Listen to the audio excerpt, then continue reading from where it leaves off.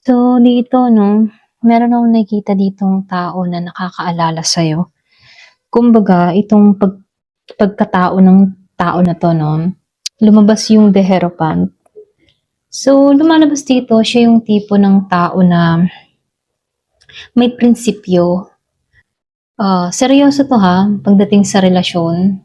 Hindi siya basta pumapasok kung hindi malinaw yung intensyon or hindi kayang panindigan. So, lumalabas dito, alam ng tao na 'to na puwedeng nasaktan na rin 'to, okey?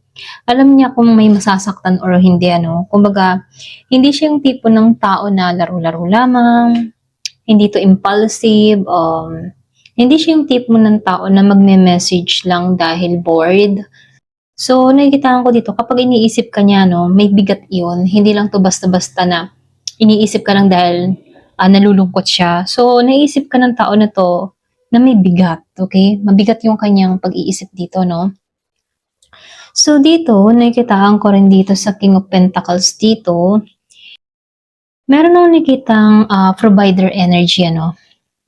Dahil lumabas siya na naka-upright dito, siya yung tipo ng tao na stable, responsible, may pangmatagalang pag-iisip 'to 'no or puwede rin siya yung tipo ng tao na overthinking or malalim mag-isip.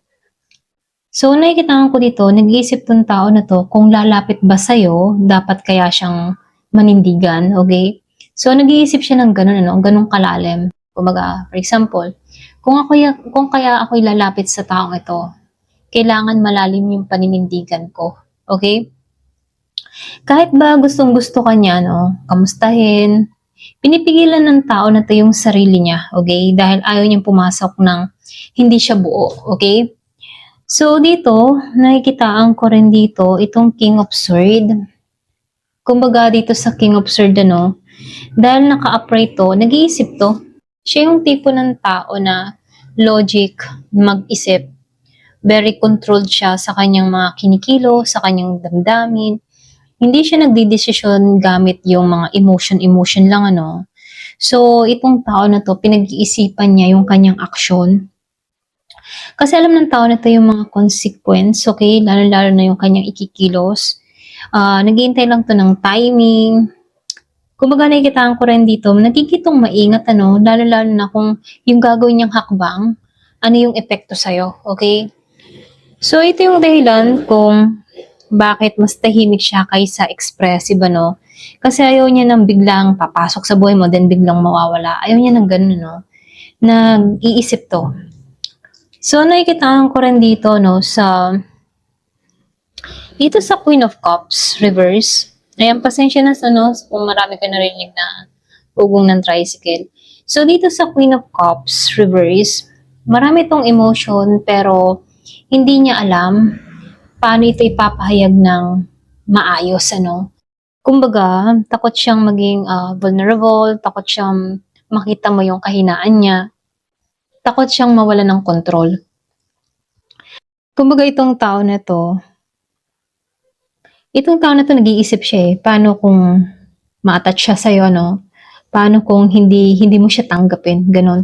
So, nag-iisip siya dito 'no kung ano ba, kasi dito sa Queen of Cups para ba siyang nag-aalinlangan kung meron ka pa rin bang nararamdaman sa kanya, okey? Kumbaga nag-iisip 'tong tao na 'to, okey?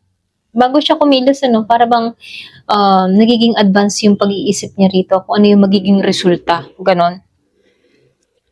So dito, lumalabas din dito, itong Ace of Cups reverse dito 'no. Kumbaga dito sa Ace of Cups reverse ano, andun yung emotion ng tao na 'to, okey? Pero hindi pa umaapaw sa labas ano, or I mean ano, sa labas ano, andun yung emosyon pero hindi siya nagpapahayag ng kanyang nararamdaman, yung showy, hindi siya showy ano. So, para bang punong-puno yung kanyang baso pero may takip, alam mo yun? Kaya hindi tumatagas, may takip, hindi open, okay? So, nakikitaan ko dito, hindi siya emotionally cold, nakikitaan ko lang dito yung tipo na emotional guarded lang siya, okay? So, dito, no, nakikitaan ko rin dito itong Knight of Cups dito. So, naka-reverse siya, si Knight of Cups. Ito yung tipo ng puso takot, alam mo yon. Hindi siya sigurado kung tatanggapin mo ba siya, handa ka ba sa kanya emotionally. Kasi itong tao na 'to ayaw niyang mauulit yung pinagdaanan niyo, lalong-lalo na yung mga sakit na naranasan niyo, okay? Kaya itong tao na 'to imbes na maging romantic yung kanyang gesture, nananahimik, pinipili niyang manahimik na lang muna. Ayaw niyang magparamdam, ayaw niyang gumawa ng chaos, ano. Mas pinipili niyang manahimik, okay? So, nakikitaan ko rin dito sa The High Priestess Reverse. May mga sekreto to pagdating sa kanyang emotion, ano. May mga bagay na hindi niya sinasabi kahit kanino tungkol sa'yo. Iniisip lang niya, ikaw dito, no? Kumbaga itong tao na to, yung mga tipo nag-iisip siya dito, no? Kung magsasalita ba ako sa'yo, magbabago ba ang lahat? Magbabago ba ang pagtingin mo sa kanya? Ganun, ano? Para ba siyang, ano, yung ang sinabi ko nga kanina, ano, advance siya mag-isip. Kaya, bago siya gumawa ng hakbang, tinitingnan niya, sinusuri niya kung ano yung magiging resulta. Kasi pwedeng kilalang kilala ka na ng tao na to, okay? Kaya nagigil lang kung maingat. So, nakikitaan ko rin dito sa Ace of Swords Reverse, ano. Gustong-gusto niyang magkaroon ng, yung magkaroon kayo ng connection muli or magkatotoo yung kanyang gusto mangyari. Pero natatakot siyang baka mali yung masabi niya sa'yo, okay? Or mali yung ma-interpret mo sa kanya. Natatakot din siya na baka masaktan ka muli, ganun.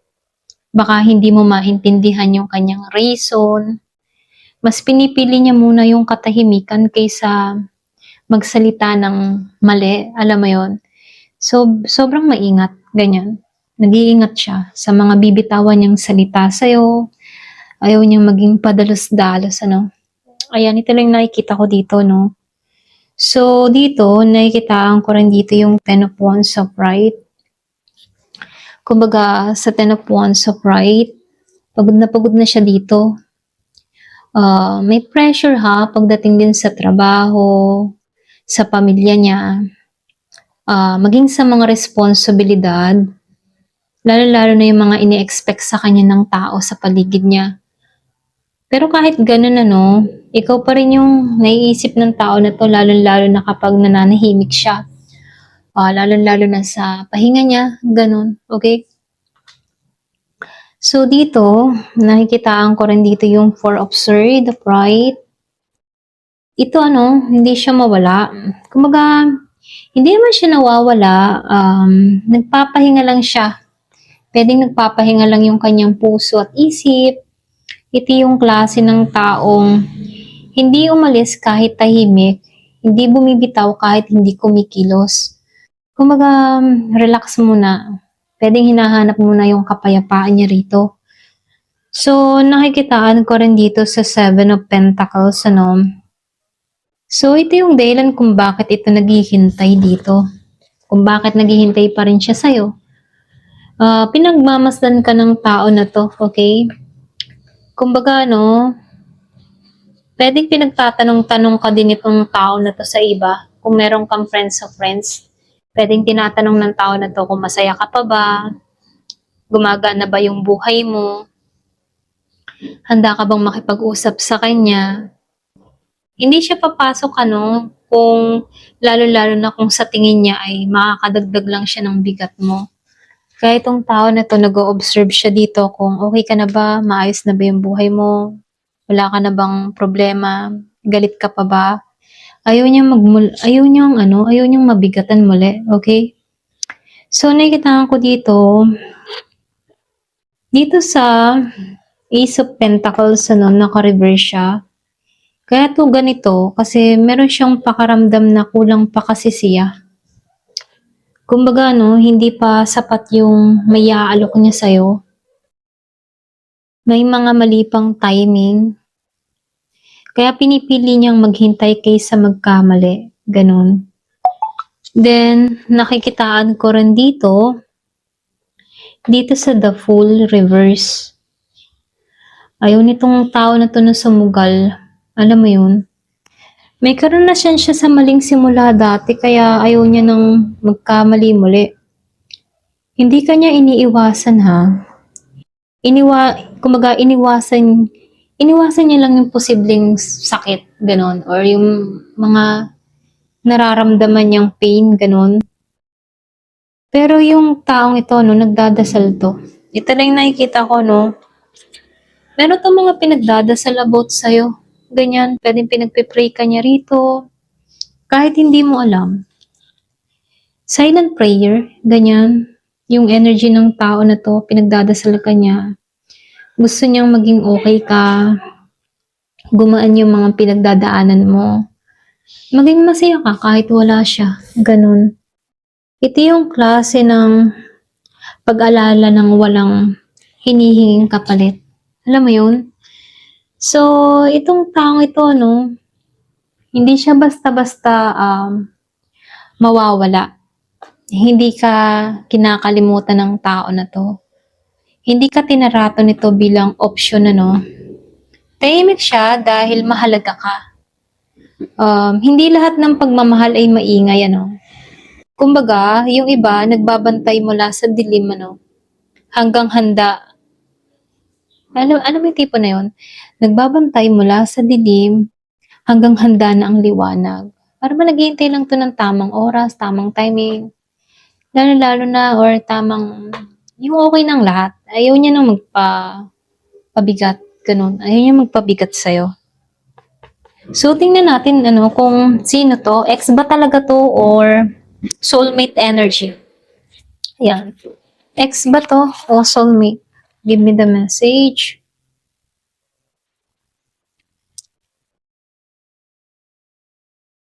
Ito, kukunin ko lang to, no? So, tingnan natin dito sa card na to. Ex ba siya o soulmate? Give me the message. Ex ba siya or soulmate?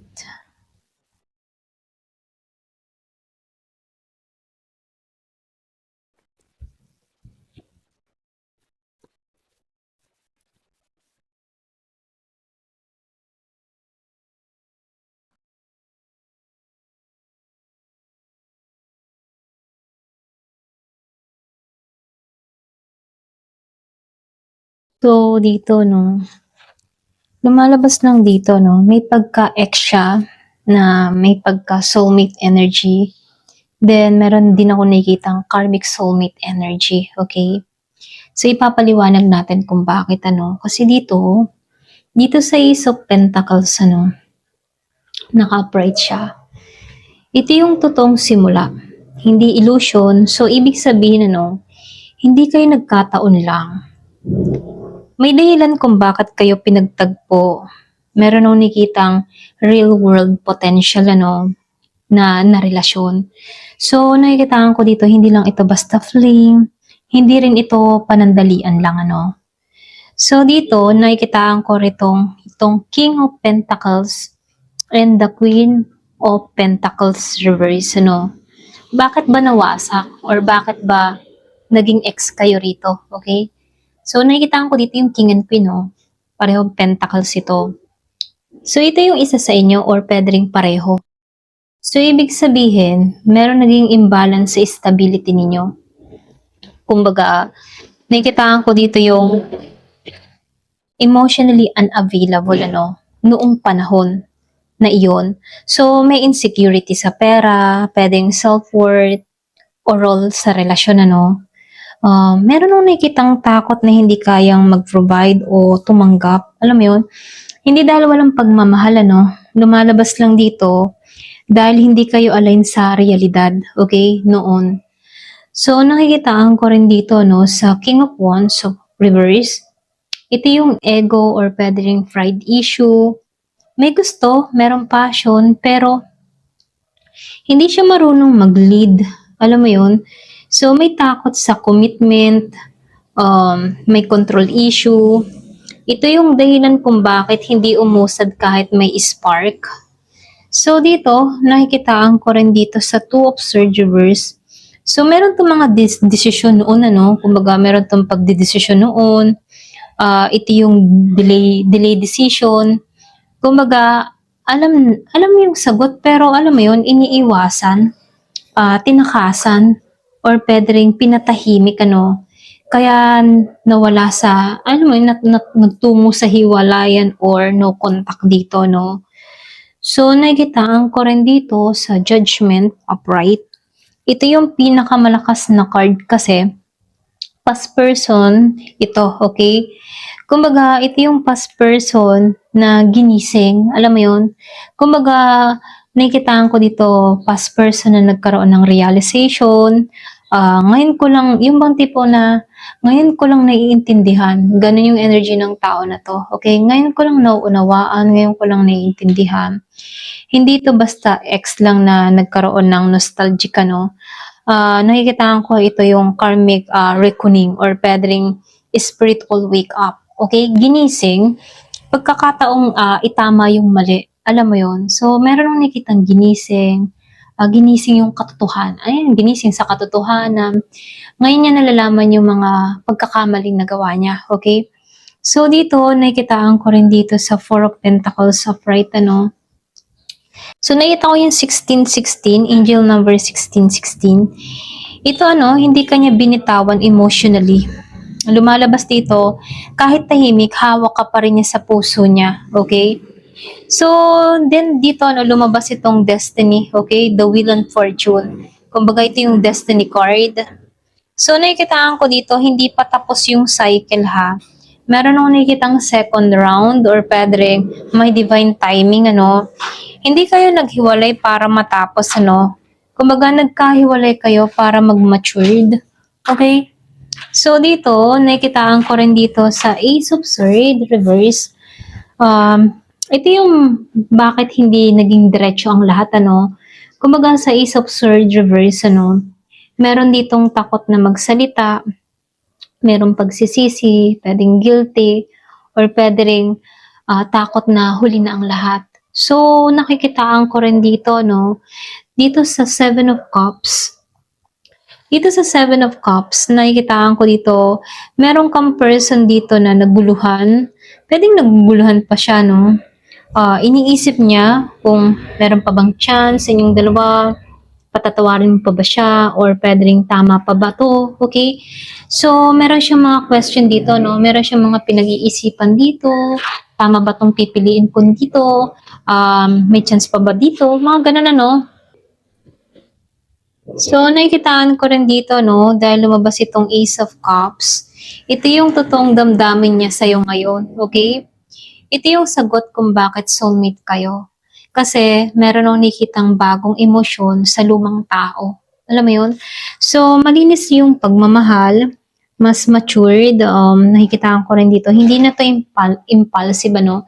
So, meron akong nakikitang intention na. Okay? Intention na. Maganda na yung intention. Kasi sa Ace of Cups upright, clear na eh. Okay? Alam niya na yung gusto niya mangyari dito. Then, nakikitaan ko rin dito sa Queen of Wands. Ikaw to, okay? Kumbaga, ikaw to. Si Queen of Wands. Kumbaga, ikaw yung inspiration niya ngayon. Pwedeng mas nagiging confident ka, mas nagiging buo ka, or pwedeng mas attractive yung energy mo. Okay? Ito yung dahilan kung bakit nahihila siya sa'yo. Okay? Or nahihila siyang bumalik sa'yo. Okay? So, nakikitaan ko rin dito sa Four of Swords, reverse. Kumbaga, no, hindi na siya matahimik dito. Hindi na siya sapat sa pag-iisip-isip lang, ano. Meron akong nakikitang urge na kumilos, ganon. Para bang gusto kanyang puntahan, gusto kanyang silayan, okay? So, nakikitaan ko dito, no, yung pinaka final, okay? Nakikitaan ko dito, ex na soulmate with karmic energy, okay? Karmic soulmate energy. Kumbaga, ex siya, oo. Then, soulmate din siya, oo. Then, meron lang din karmic, ano. Kumbaga, hindi lang siya soulmate na smooth yung dating, ano. Nakikitaan ko dito yung soulmate na dumaan kayo sa sakit, okay? Kumbaga, hiwalayan, katahimikan, at then magbabalikan, okay? Para ba maalin kayo sa tamang version ng inyong mga sarili, okay? Kumbaga, nakikitaan ko dito, no, hindi kayo babalik sa isa't isa, kundi yung pagbabalik niyo, no, yung tipo ng handa na kayong tanggapin yung bagong anyo. Okay? I mean sa bagong anyo, no, bagong ikaw, bagong siya. Kumbaga, yung hiwalay na nangyari sa inyo ay para kayong matuto sa bawat isa, para magkaroon ng realization sa bawat isa, at para din mag-mature ang bawat isa. Kasi ikaw yung nagpagising dito, no, sa judgment. Kumbaga, ginising mo tong tao na to. Okay? Ayan, hanggang dito na lamang po. Thank you for watching. Love and peace.